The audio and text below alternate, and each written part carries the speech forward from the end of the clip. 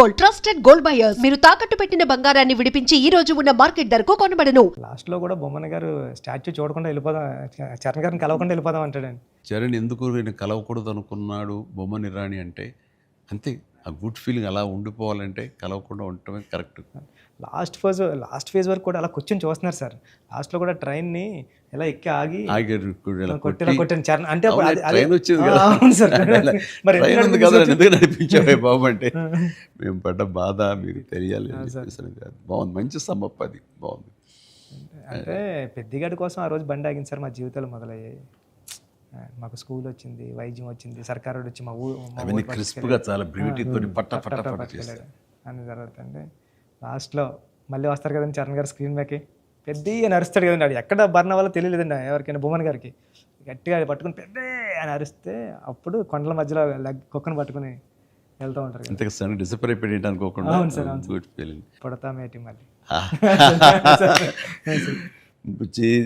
చూస్తావేటి మళ్ళీ ఇలాంటి సినిమాని ఇలాంటి సినిమాని మళ్ళీ చూస్తావేటి అనిపించింది. అది ఫెంటాస్టిక్. సతీష్ గారికి ఇది ఒక ప్రౌడ్ ఫిలిం ఇది, అండ్ ఆయన ప్రైడ్. ఆయన ఇంకా తర్వాత బోర్డు సినిమాలు తీయచ్చు, కానీ ఇది ఇచ్చేటటువంటి సాటిస్ఫాక్షన్, ఇది ఇచ్చే గుర్తింపు, ఇది ఇచ్చిన రెస్పెక్ట్ కానీ, అది సతీష్ గారు యూ డిజర్వ్ దిస్. అండ్ దీని వెనకాల మీ సపోర్ట్, మీ ఇలాంటి సినిమా తీసినందుకు నాకు కూడా చాలా ప్రౌడ్. సార్ మీరు ఒప్పిన టైంలో చెప్పారు సార్, నాకు డబ్బులు ఎలాగైనా వస్తే రెస్పెక్ట్ సంపాదించి ఫస్ట్ అని. ఈయన డబ్బులు ఎలాగైనా సంపాదించుకుంటారు. ఆయన ఉన్నటువంటి కన్స్ట్రక్షన్ అయితేనే, ఆయనకున్నటువంటి డిజిటల్ ఐటీ వలన అయితేనే.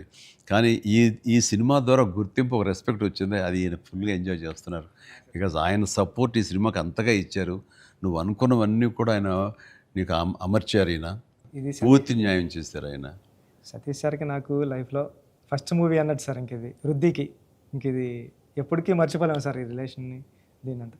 నువ్వు చేస్తావే, నువ్వు ఆ టైప్ ఆఫ్ ఆలోచన డైరెక్టర్ సార్. మీరు నాకు ఉప్పిన ఇచ్చారు సార్ ఫస్ట్, చరణ్ సార్ ఏమో పెద్ద ఇచ్చారు సార్. మీతో కూడా ఒక ఛాన్స్ అవ్వండి సార్, చేస్తాను ఎప్పుడైతే అప్పుడు. నువ్వు అలా పరిగెత్తమని, దూకమని, వైర్లతో అంటే అయ్యో సార్ మీరు ఇప్పుడు కూడా చేస్తున్నారు సార్. ఇప్పటికి వైర్లు కడుతుంటారు, పైకి లేపుతుంటారు, పల్చీలు కొట్టిస్తుంటారు. మొన్న శంకరవర ప్రసాద్ ఇంట్లో కూడా చేశాను.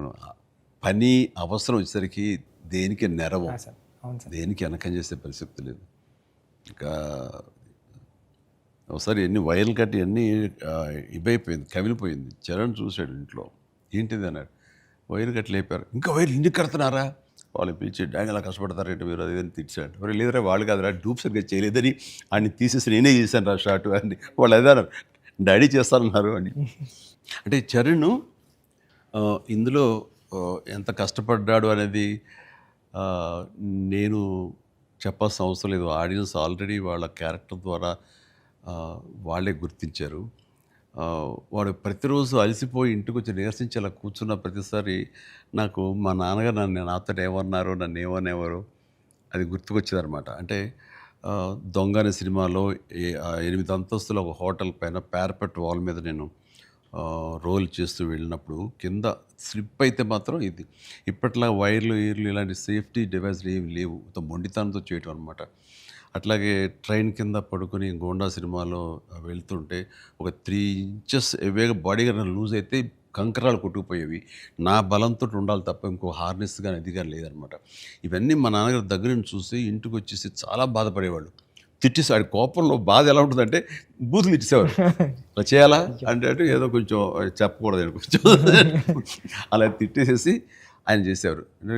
తప్పదానా దాందే ఉంది చేయాలి, లేకపోతే ఎలా కనపడదు రిజల్ట్, ఎలా మరి ఫ్యాన్స్ ఇచ్చేయాలి కదా వాళ్ళు ప్రేక్షకులు అని అప్పట్లో ఏం మాట్లాడేవాడిని.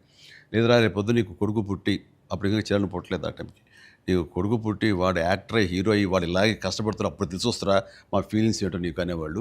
నిజంగా నీ పెద్ద సినిమాకి చేసి వాడు అలసిపోయి వచ్చి కూర్చుని ఈ మణికట్టు దెబ్బ తగిలిందని కానీ, కంటి మీద దెబ్బ తగిలి రక్తం ఇదే ఇచ్చింది, దాని కుట్లు పడ్డాయి అన్నప్పుడు కొంచెం ఒక 1/2 ఇంచు 1/4 ఇంచు కిందకి వెళ్తే కంటి గుడ్డేమవుతుందో అనే పరిస్థితి అన్నీ తెలిసినప్పుడు మాత్రం బాధపడి వ్యక్తం చేయబోయాను, నాకు మా నాన్నగారి మాట గుర్తుకొచ్చింది. ఆయన ఎంత బాధపడి ఉంటారు అని చెప్పేసి, అదే బాధ ఈరోజు నేను వాడు కష్టపడి వస్తుంటే మాత్రం నాకు గుండె పిండిన ఫీలింగ్ ఉంది. అయితే సినిమా చూసిన తర్వాత కొన్ని ఎపిసోడ్స్ గురించి చెప్పాల్సి వస్తాయి. ఇందులో ఇంటర్వెల్ నుంచి మాత్రం సినిమా మనిషిని కట్టిపడేసింది, ప్రేక్షకుడిని తారాస్థాయికి తీసుకెళ్ళిపోయింది. ఎమోషనల్ జర్నీ చేయించి ఒక రోలర్ కోస్టర్ రైడ్ లాగా చేయించి అప్ అండ్ డౌన్ చేయించి పినాకిల్ ఇంకా తారాస్థాయికి తీసుకెళ్ళి అక్కడ వదిలిపెట్టావు సినిమాని. ఆటల్లో ముఖ్యం చెప్పాలంటే హాస్పిటల్ సీన్ బుచ్చి, సార్ వా, నా భూతో నా భవిష్యత్తు తలుచుకో నాకు గగురు వస్తుంది, గూస్ బంప్స్ వస్తున్నాయి. హాస్పిటల్స్ అసలు హాస్పిటల్ సీను వాడి నటనకి మాట్లాడుతూ చూడు, నిజం సార్. అది నటనకి, అది నటన కాదు, వాడు ఫీల్ అయిపోయాడు దానికి. అక్కడి నుంచి నా కంట తడి తడి తడి లాస్ట్ వరకు ఆగలేదు. All the appreciation, all the blessings, God bless him, God bless him. దానికి చక్కటి అంత మంచి క్యారెక్టర్ ఇచ్చినటువంటి నీకు hats off, hats off. Thank you. Thank you sir. ఒకసారి ఎస్పి బాలసుబ్రహ్మణ్యం ఆయన, నువ్వు ఒకప్పుడు ఆపద్బాంధవుడు చేసావు, ఇంకోసారి రుద్రవేణి చేసావు, అలాగే చాలా సినిమాల్లో నీ పెర్ఫార్మెన్స్ అనేది తెలుసు, కానీ ఎక్కువ కమర్షియల్ వైపు వెళ్ళిపోతున్నావు చిరంజీవి. నీలో పొటెన్షియాలిటీ ఉంది. ఎప్పుడో బాలసుబ్రహ్మణ్యం మన కె బాలచంద్ర గారు అన్నది కూడా అతను ప్రస్తావిస్తూ, నీలో ఒక కమలాసనం, రజనీకాంత్ అందరి కలయిక ఉంది అంటే ఏదో మాట్లాడుతూ రావాలి సినిమాలు అంటే.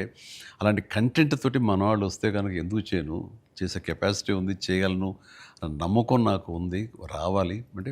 నువ్వు చేయలేనిది చూడండి ఏం లేదు అని అన్నప్పుడు నాకు అవకాశాలు రాని టైంలో హిందీలో ఒక డంగల్, ఒక చెక్దే వచ్చినప్పుడు వాళ్ళ పెర్ఫార్మెన్స్ అది చూసినప్పుడు ఇలాంటి కదా నాకు కావాలని కోరుకున్నాను. కానీ అలాంటి కంటెంట్ తోటి డైరెక్ట్లో వస్తేనే కదా మనకు ఏదైనా ఛాన్స్ అవకాశం ఉండేది.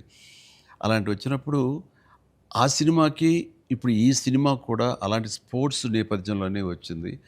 ఆ సినిమాల్లో దంగల్ తీసుకుందాం, అది ఫ్యామిలీ ఎమోషన్ అది.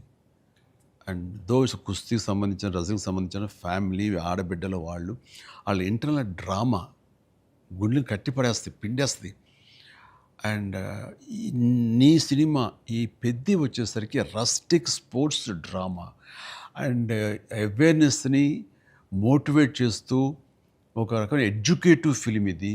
ప్రతి ఒక్కరికి, ప్రభుత్వాలకి అయితేనేవి, చిన్నపిల్లలకి, తల్లిదండ్రులకి, ప్రేక్షకులకి, అందరికీ ఒక అవేర్నెస్ ఆలోచింపచేసే సినిమా ఇది. అందుకని అవి క్లాసిక్ స్పోర్ట్స్ డ్రామాలైనా ఇది రస్టిక్, ఒక గ్రామీణ నేపథ్యంలో ఉండేటటువంటి మట్టి కథ, మట్టి గేమ్స్, మట్టి మనుషుల కథ ఇది. అందునే దీనికి ఎక్కువ లాంజివిటీ ఉంటుంది, దీనికి ఎక్కువ ఆదరణ ఉంటుందని నా భావన.